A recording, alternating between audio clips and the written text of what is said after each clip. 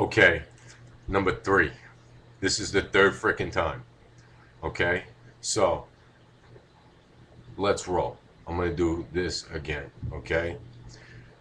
The last 2 previous videos, I said I wasn't gonna do this video because I wasn't gonna do it this time, but I decided because it was bugging me, and now this shit is bugging me right here. Okay, that 3 times I've tried to make this video and there's been an error every single time I've went to upload this video.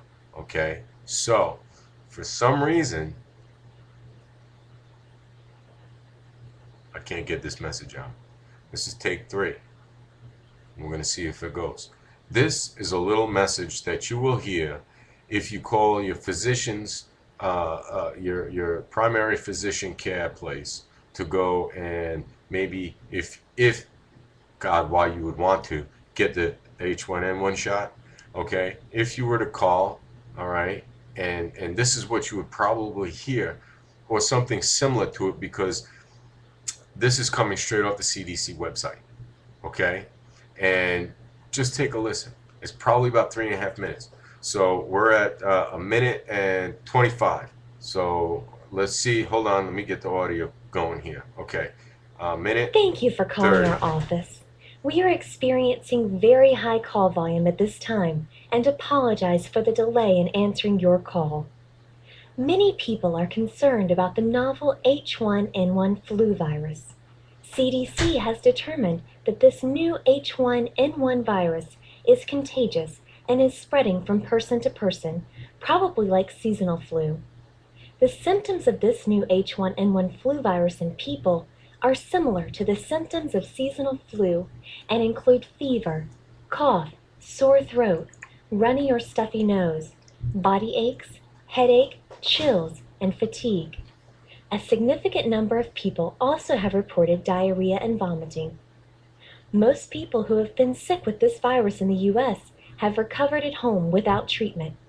If your child has flu-like symptoms, please keep him or her at home for 7 days or 24 hours after symptoms resolve, unless given other instructions by your pediatrician or their staff. Like seasonal flu, complications can occur with novel H1N1 flu.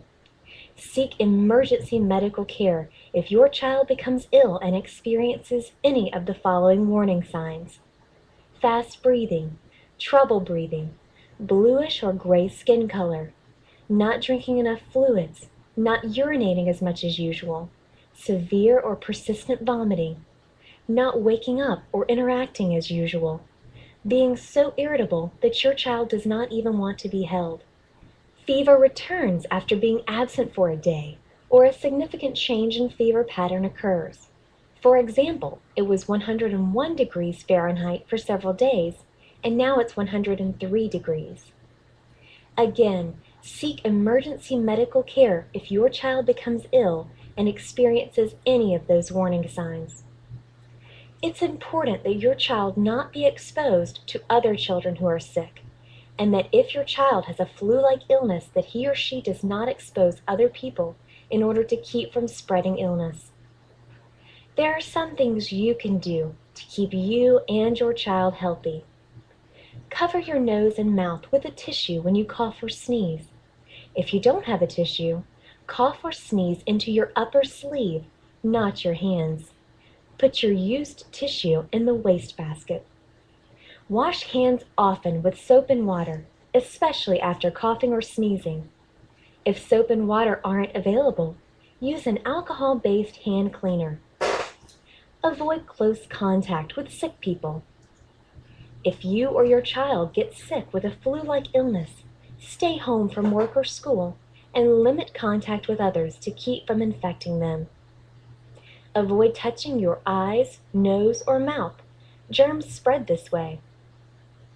If you'd like more information on novel H1N1 flu, please visit the CDC website at www.cdc.gov/H1N1flu. If your questions for our office have been answered, please hang up. If you still need to speak with someone, please be patient. Someone will be with you shortly. Okay, that was like 3.5 minutes. 3.5 minutes. Now you'll hear something to that effect because there's a transcript and then there's the audio that they can put right onto their phone system. Okay, so now I have a distant relative, and distant relative, and right now he lives in Sweden. Okay, and or is it Australia? I didn't know he's in Sweden. He's living in Sweden, right? And he got hit with the H1N1. Okay, he got hit with the H1N1. Um, and so and that's in Sweden, dude. Come on now, this is getting all over the place. How in the world does it start in Mexico and then all of a sudden it's hit it? All of a sudden it's across the pond. I mean, come on now. Come on. How's this? How's it? But in any effect, okay, so he's over there and he quarantined himself away from his family. This way, none of them would get sick, and that's cool and all. But he's also got an upper respiratory problem, okay? So he's got a slight immune deficiency, all right? So he's going to make it because what we know of the H1N1 virus, okay, and your own body is that the H1N1 virus is not really what attacks your body. It's your immune system and that excuse me, that attacks your body. Okay, so you need to have plenty of vitamins, plenty of vitamin D, C, B, all the complexes, all the B complexes, E, and potassium, which is K. Okay, so you need to make sure you have those vitamins and you're taking those vitamins and you're drinking plenty of fluids, all right? Now you might ask, well, why, how would that immune deficiency, make that much of a difference? Because if you don't have a really strong immune system, it can't really beat your body up as much. Okay. Now we know, all right, we know that in other there was autopsies done and there was things done to people that were tissue samples and stuff like that, and it showed that the H1N1 virus, the swine flu, didn't cause this to people. Their own immune system beat them up. Okay, that's what did it, because that's just what did it. Okay, that's what the test concluded. Okay, I didn't do the test. I didn't make it up. Far from me to be in that kind of situation there where I'm able to. But in any effect, so I'll keep you updated on that.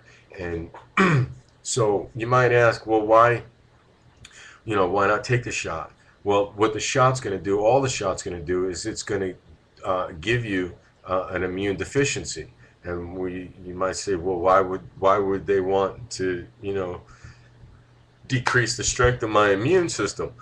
Well, because if they decrease the strength of your immune system, okay, it's not going to beat your body up as much. Whatever they're going to put in you, that's what your body's going to go and attack. Okay, so that it's left. If you get this virus, there's not a lot of antibodies that are going to go and attack where the virus is. Okay, to kill you. All right. So when you say, well, why would they do that if they know that that's going to help us? Well, it's not going to help. It's not going to help us. It's going to help them. If they create a deficiency in your immune system, that means that the next wave of crap they pull out the garbage can to either subject you to, dust you with, stick in your arm, okay, that's what's going to put you in the ground, my friend. It's going to bury you. All right? It's going to bury you. And it's no doubt, dude. I mean, the flu was man-made, the swine flu, every damn thing we created, and it's all in self-destruction. And it's all about control.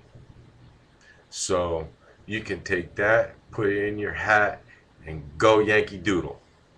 Peace out. This is XCal505. I'll catch you on the flip-flop.